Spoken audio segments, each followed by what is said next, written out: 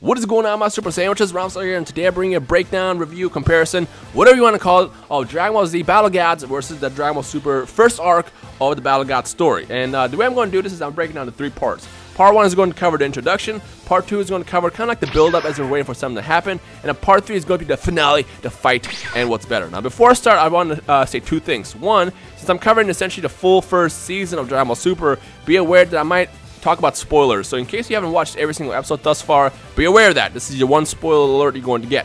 And 2, I want to hear from you guys as well, so at any point in this video, feel free to give me your thoughts in the comment section below of what you guys like better and why, and basically any feedback about Dragon Ball Super versus the Battle Gods movie, so do that. So without further ado, let's jump into part 1. Now for part 1, I will admit immediately that it's a little unfair to compare both of these just because there's more time to develop the story in Dragon Ball Super, but Battle Gods did a pretty good job. Now in Battle Gods, to kind of summarize, even though you don't really need a summary, Beerus wakes up, he's super powerful, everybody's scared of him, he's the god of destruction, and then he shows up and fights Goku on King Kai's planet and knocks him out in Super Saiyan 3 with 1 hit. It's a pretty good way to show off how powerful Beerus is, but it felt like it was still missing something. Now what Dragon Ball Super does really well is, filling in that hole and showing the other side of Beerus, the god of destruction Beerus, the destroyer, the person that just kind of goes to planet to planet and destroys it just because he wants to. And Dragon Ball Super does that really well. The opening of the first season of Dragon Ball Super, we see Beerus, he's already awake, but apparently he had just woken up. He's already awake, he goes from planet to planet, he destroys them, he taps on a table. This guy is powerful, and on top of that, he goes to Earth, fights Goku, and still destroys him easily like he did in the movie. So I will go ahead and give it up to Dragon Ball Super and portraying Beerus' strength much better. But then again, it's a little unfair just because they had more room to do that. I mean, obviously, if you're doing a movie where you can only have so much done in like an hour-and-a-half format, you can only say so much, and you have to leave out a lot. In which case, if the Battle Gods movie had more time, they could probably do it a lot better. But again, Dragon Ball Super, just because they had more episodes, they were able to introduce Beerus in a much better and more powerful way. On top of that, I feel like with Beerus being introduced in Dragon Ball Super, he's a little bit more savage and more fierce, which again is how I feel like he should be. Because I feel like in the Battle Gods movie, Beerus was just kind of chill. He was way too chill, and because of that, Super does a much better job in not just introducing the story, but also portraying Beerus the way he's supposed to be portrayed. So thumbs up there. Now jumping into part 2 of this review, comparison, breakdown, whatever you want to call it, is the build-up. And the reason I decided to call it the build-up is because this is the part where we build up the story from when Goku is defeated by Beerus and King Kai's planet up until the point where he becomes a Super Saiyan God. So all the stuff that happens in between that's what I'm calling the build-up.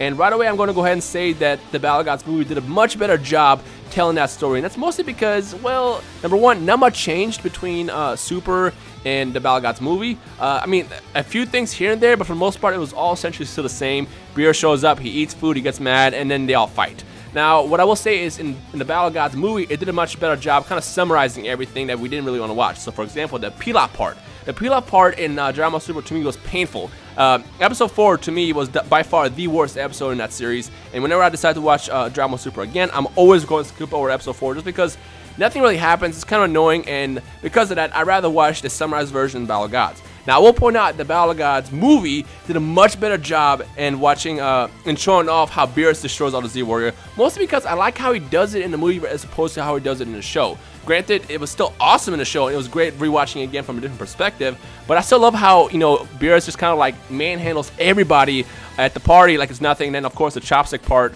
with Piccolo is probably one of my favorite parts in that movie. So because of that, I gotta give that point to the Battle Gods. It's actually interesting. I didn't realize that we're going to be tied up like this because I figured I would prefer Dragon Ball Super a lot more over the movie. But right now we're tied up. 1 point for the introduction, which goes to Dragon Ball Super, which did it better, and then the other point for the in-between, middle, build-up, whatever you want to call it, that goes to the Battle Gods movie. But the third part is the actual fight.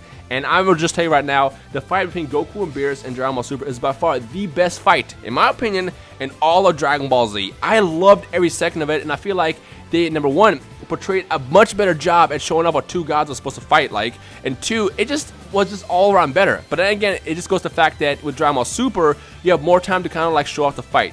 Whereas in the movie, they only had like 15 minutes or so to kind of squeeze it all in so they can, have the movie not be 85 hours long. So because of that, the Battle Gods movie was kind of already disadvantaged there. But still, if you compare both these fights, if you were to like just rip the fights alone, you gotta admit, in Dragon Ball Super, it did a much better job. It was awesome, it was energetic, it was super hype. They fought like actual gods, and because of that, Dragon Ball Super gets the last point for the finale, the battle, and what I like better. So that pretty much wraps up my overall thoughts, review, breakdown, opinion, whatever you want to call it, on the Battle Gods movie versus the Dragon Ball Super saga, what I like better. And again, to kind of summarize it, it's just Battle Gods is a great movie, awesome setup. It didn't have enough time to put everything into that, and because of that, that was the only disadvantage of that movie. However, I will say that if you ever want to watch Dragon Ball Super, the first season, in a summarized format, then Battle Gods, of course, obviously is a great way to do so. You basically find out pretty much most of the story of what Toriyama's trying to tell, so it's still not that bad. I mean, Battle Gods to me is still my second favorite Dragon Ball Z movie of all time, and I love that they retold it and did it much better in Dragon Ball Super, so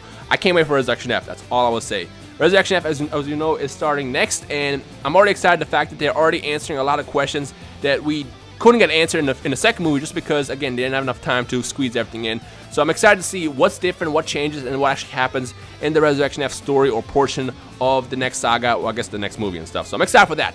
But I want to hear from you guys as well, so let me know your thoughts overall, or what you like better, what you didn't like better, Super versus the movie. Any feedback, drop in the comment section below. And of course, if you enjoyed today's video, make sure you punch that like button right in the face, and I guess we'll just take it from there. As always, you guys enjoy the rest of your day. My name is Rhymestyle, and I'll see all you awesome Super Saiyans in the comment section below. Peace!